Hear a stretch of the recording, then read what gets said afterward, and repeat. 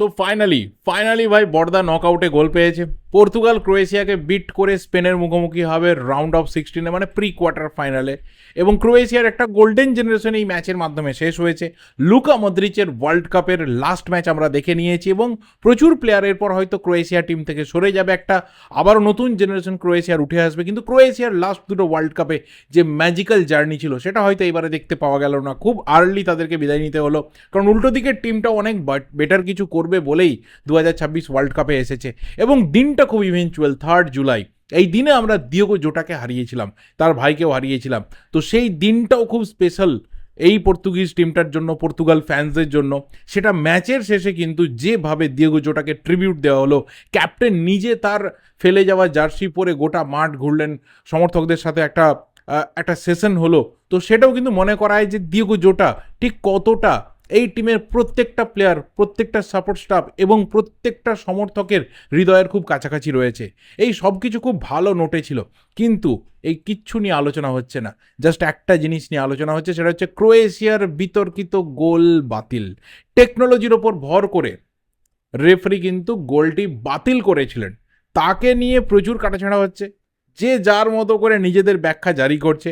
অবশ্যই আমারও যা কিছু বলার রয়েছে এই ভিডিওর মাধ্যমে ডেফিনেটলি বলবো। দেখো, এই ম্যাচের যে গ্রাউন্ডটা তৈরি হয়েছিল সেটা হচ্ছে একটা বেস্ট টিম তাড়াতাড়ি বিদায় নিয়ে নেবে। রাউন্ড অফ 32 প্রথমবারের মতো ওয়ার্ল্ড কাপে হচ্ছে। আইদার পর্তুগালের একটা গোল্ডেন জেনারেশন চলছে, হয়তো রবার্তো মার্টিনেজ ঠিক সেইভাবে, যেটা সব থেকে বড় ইউএসপি এই পর্তুগাল টিমটার, মিডফিল্ড, সেটাকে হয়তো ইউজ করতে পারছেন না, সেটাকে হয়তো ফুল পোটেন্সিয়ালে তিনি ইউটিলাইজ করতে পারছেন না, বা কোথাও তিনি হয়তো ফেল করে ফেলছেন। কিন্তু ওভারঅল পর্তুগাল টিমটার ওপর গোটা বিশ্ব ফুটবলের কিন্তু নজর রয়েছে যে হয় এবার নয় নেভার। এইবারে যদি কিছু ভালো না হয় তাহলে আগামী ঠিক কবে হবে কেউ জানে না। কিন্তু সেরকম একটা গ্রাউন্ডে পর্তুগাল দাঁড়িয়েছিল, আর ক্রোয়েশিয়ার কাছে একটা প্রমাণের ম্যাচ ছিল যে যতই তাদের জেনারেশনের ম্যাক্সিমাম প্লেয়াররা বুড়ো হয়ে যাক, যতই একটা মিক্স টিম আবার এই 2026-এর ওয়ার্ল্ড কাপে আসুক, ততটাই 2018 আর 22-এর ওয়ার্ল্ড কাপে যে লিগাসিটা ক্রোয়েশিয়া ফিট করেছিল, যে অ্যাচিভমেন্ট ওরা রেখেছিল, সেটা টাচ করা এবং পর্তুগালকে নকআউট করে দেওয়ার মঞ্চ ক্রোয়েশিয়ার জন্য হতে পারে। এবং সেখান থেকে দাঁড়িয়ে ক্রোয়েশিয়ার এগিয়ে যাওয়া সেকেন্ড হাফে, তারপর পর্তুগালের ফিরে আসা, দুপক্ষেই পোস্টে শট লাগা, দুপক্ষেই অফসাইডে গোল বাতিল হওয়া, বহু কিছু হয়েছে। তারপর পর্তুগালের উইনার থ্রু গনসালো রামোস। কিন্তু কিন্তু কিন্তু শেষ মুহূর্তে যখন 10 মিনিটের একটা ইঞ্জুরি টাইম দেওয়া হয়েছিল, সেই ইঞ্জুরি টাইমেই কিন্তু পর্তুগালের গোল হয়েছিল। তো সেখানে যে টাইমটা ওয়েস্ট হয়েছিল, সেইটুকু এক্সট্রা যে সময় রেফারি খেলাচ্ছিলেন, সেখানেও কিন্তু আরও একটা গোল ক্রোয়েশিয়া পেয়ে যায়। আর সেখানেই থেকেই শুরু হয় গোটা ম্যাচের বিতর্ক, গোটা ম্যাচকে ঘিরে টকিং পয়েন্ট, যে আদতেও ক্রোয়েশিয়ান প্লেয়ারের মাথায়, বা পরিষ্কার কথায় বলতে গেলে চুলে, বলটি টাচ করেছিল কিনা। যদি চুলে টাচ করে যে প্লেয়ারের পায়ে বল গেছিল সেই প্লেয়ার অফসাইডে ছিল, তাহলে সেই গোল বাতিল। আর যদি চুলে টাচ না হয়, যদি চুলে টাচ না হয়ে রেনাতো ভেগার গায়ে লেগে বলটি ফরওয়ার্ডে প্লেয়ারের পায়ে আসে, তাহলে সেই গোলটা ভ্যালিড গোল। এবং প্রথমবারের মতো আমরা ওয়ার্ল্ড কাপের মঞ্চে বা ফুটবলের মঞ্চে বোধহয় এই জিনিসটা দেখলাম, সেটা হচ্ছে স্নিকো। যেটা আমরা ক্রিকেটে দেখতে অভ্যস্ত, ফুটবলের মঞ্চে আমরা দেখতে পাবো কোনোদিনও। এতটা ডিপ টেকনোলজি ফলো করা হবে ফিফা কিন্তু আমাদের এবার দেখিয়ে দিল। এবং সেই টেকনোলজিকে ফলো করতে গিয়ে রেফারি পরিষ্কার দেখতে পান যে হ্যাঁ, চুলের যে স্পাইকটা ওপরে উড়ছিল সেখানে বলটি টাচ করেছিল।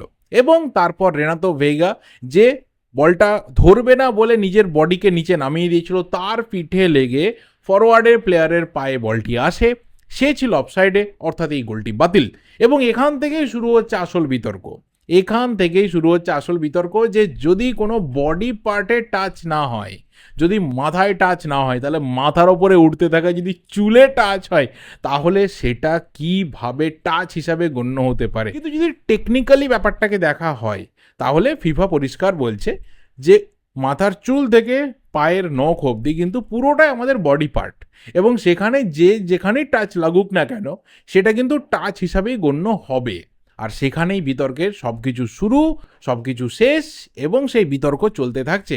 এবং অনেকেই বলছে যে পর্তুগালকে একটা ফেভারেবল ডিসিশন পাইয়ে দেওয়া হলো, যাতে রোনাল্ডো এই নামটা অনেক দিন ফিফা আরও নিয়ে যেতে পারে। সেখানে কোথাও অ্যাডভার্টাইজমেন্ট, কোথাও ক্যাম্পেনগুলো, কোথাও স্পন্সরশিপগুলো আরও বেশি বেশি করে থাকবে, হয়তো আরও অনেকে ঢুকবে, কারণ এরপর পর্তুগাল ভার্সেস স্পেন ম্যাচ হবে, যেটা নিয়ে হাইপটা এখন থেকে চরমে উঠে গেছে।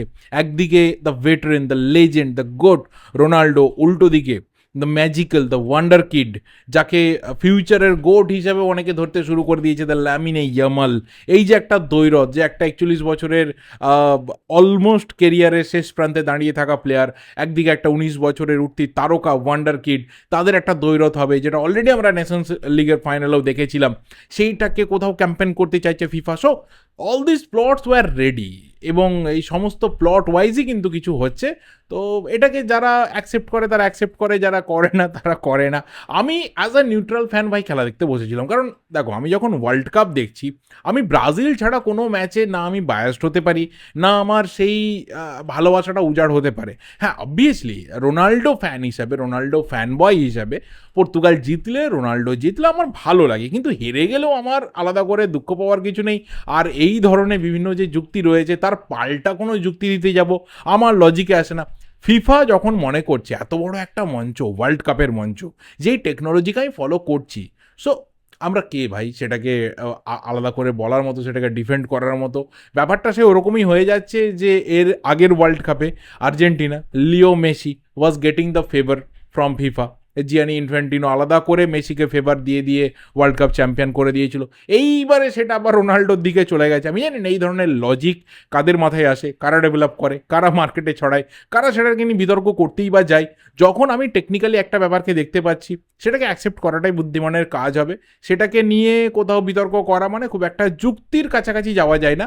সেখানে শুধুমাত্র পার্সোনাল এজেন্ডাগুলোকে সামনে এনে এগিয়ে দেওয়া যায়, যেটা 22-এর ওয়ার্ল্ড কাপে হয়েছিল, 26-এর ওয়ার্ল্ড কাপে হচ্ছে। বাকি তোমাদের যা ওপিনিয়ন অবশ্যই এটাতে শেয়ার করো। কিন্তু পর্তুগাল ভার্সেস স্পেন ম্যাচটা যে আরও অনেক মশলা নিয়ে আসবে, আরও অনেক রসদ নিয়ে আসবে আমাদের জন্য, এবং সেখানে যে সত্যিই রোনাল্ডো ভার্সেস লামিনে ইয়ামাল, এই যে দ্বৈরথ আমরা দেখব, তার জন্য কিন্তু অপেক্ষা করে রয়েছি বস। এর থেকে বেশি আর কিছু বলার নেই। আজকে ভোর রাতে আর্জেন্টিনা ভার্সেস কেপে ভার্দে। কেপে ভার্দে আরও একটা টিম যাদের একটা স্বপ্নের জার্নি চলছে। আর্জেন্টিনার এগেনস্টে তাদের প্ল্যানিং কীরকম থাকে, তাদের অ্যাপ্রোচ কীরকম থাকে, সবটাই কিন্তু দেখার মতো বিষয় হবে। এই ভিডিওটা এই অবধি, এর থেকে বেশি আমার আর কিছু বলার নেই। ভিডিওটা ভালো লাগলে লাইক করো, শেয়ার করো, তোমাদের ওপিনিয়ন অবশ্যই কমেন্ট বক্সে দিতে থাকো। দেখা হবে পরের ভিডিওতে। Thank you and good by.